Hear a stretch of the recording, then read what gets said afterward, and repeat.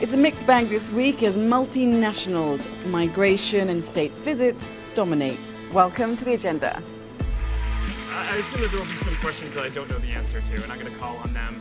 Can you imagine paying thousands in tax when in fact you earn millions and even billions?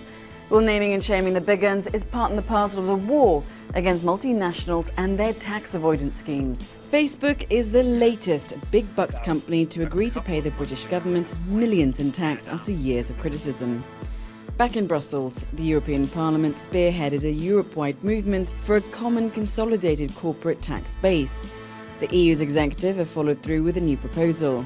While those rules are finalised at the Parliament on Monday, MEPs will talk with tax representatives, and on Tuesday there'll be talks with representatives from IKEA, McDonald's, Apple and Google at the Tax Committee.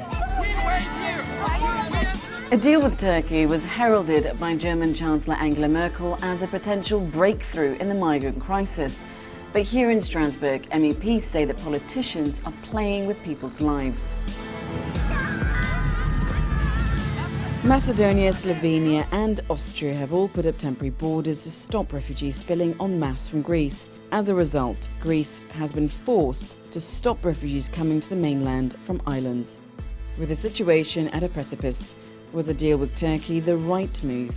Or can a long-advocated holistic approach be the rub? On Wednesday, the Civil Liberties Committee will vote on the draft report.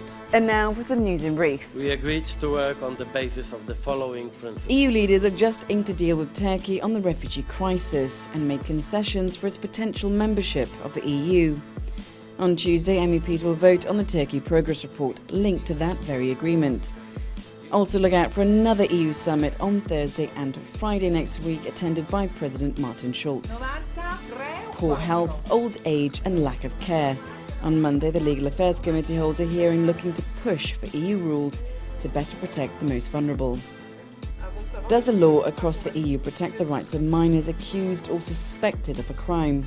A vote to ensure that minors have access to legal justice takes place on Monday.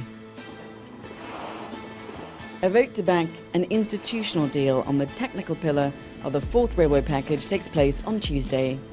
And finally, Tuesday will see a state visit from a near neighbour. From which country? Moldova.